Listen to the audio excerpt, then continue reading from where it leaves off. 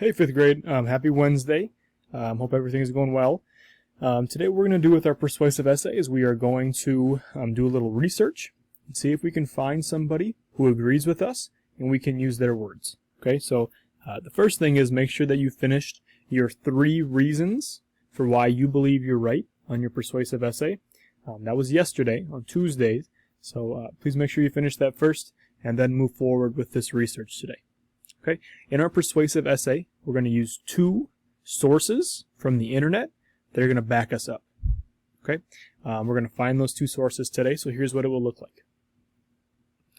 So right here is going to be this video, and then all we're going to do is we're going to just write really quickly what our topic is, and then we're going to find 2 sources that back us up.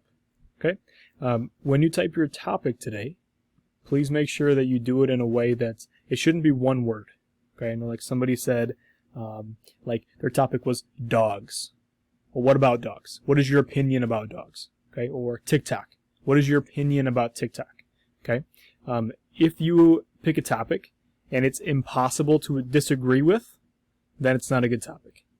Okay, because everybody agrees with you anyways, so we can't persuade anybody anything. So here's my topic that I chose. I'm going to narrow it down a little bit from yesterday.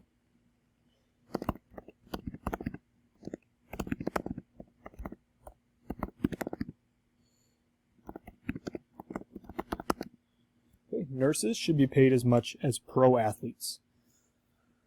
That's my topic that I chose for my persuasive essay. Now, you could disagree with this. You could be somebody who's like, no, they should not be. Pro athletes do a lot more. They're more famous. They're more important. You can disagree with this. Okay, so that means it's a good topic, because my job is to persuade you to agree with me. All right? So topic first, then we'll go to research source number 1. Okay, so with our source, there are 4 things that we will do. You're going to write the link. So the link is up here. It's all these random letters. Okay, when we find a good source, a good website, take information from, we're going to find who wrote the source, who wrote maybe the essay or the article or whatever you're going to use, who wrote it. Now, it's important when we find who writes something, if it's like a username, that's not good enough. It needs to be somebody's first and last name. And if you can't find their first and last name, then we're not going to use that source. Okay? It's very important that we use exact sentences from what this person says. We don't want to take what they're saying and twist it and make it our own words. We're not going to do that. We're just going to take what they're going to say. We're going to put it in quotations. Okay? And the last thing is, why did you choose this sentence from the source? So, when we say source, think of it as just a website that's giving us information for our essay. That's a source. Okay? I'm going to do one of these today. I'm not going to do 2. I'm just going to do 1. If you have questions after you finish one by yourself and you need help finding another one, I can always help you. Okay? No problem. So, what I did was I opened a new tab over here up on Google.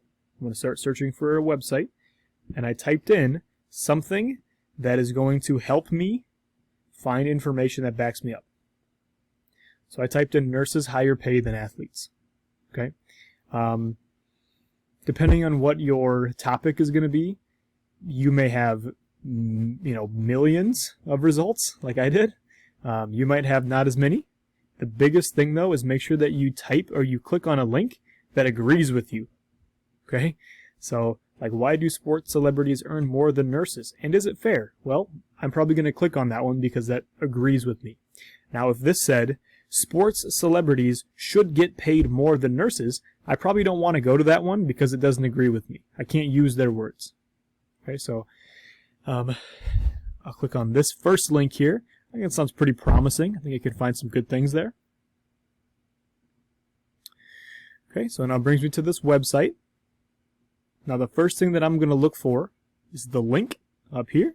So I'll click on it, make sure that the whole thing is highlighted.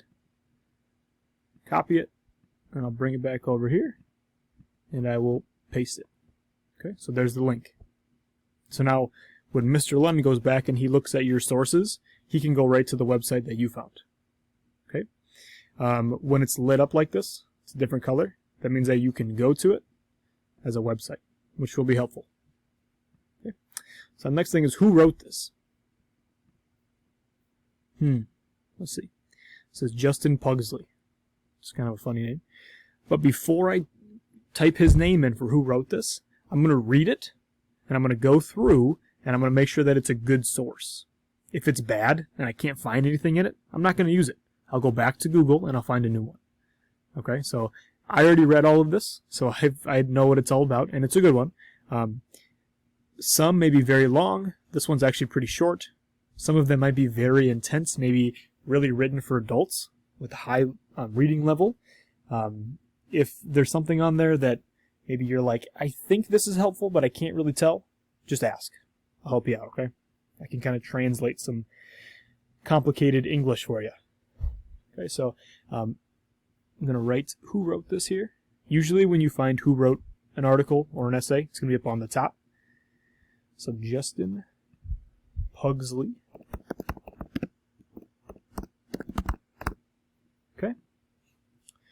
Now I'm going to see what in here am I going to use that's going to be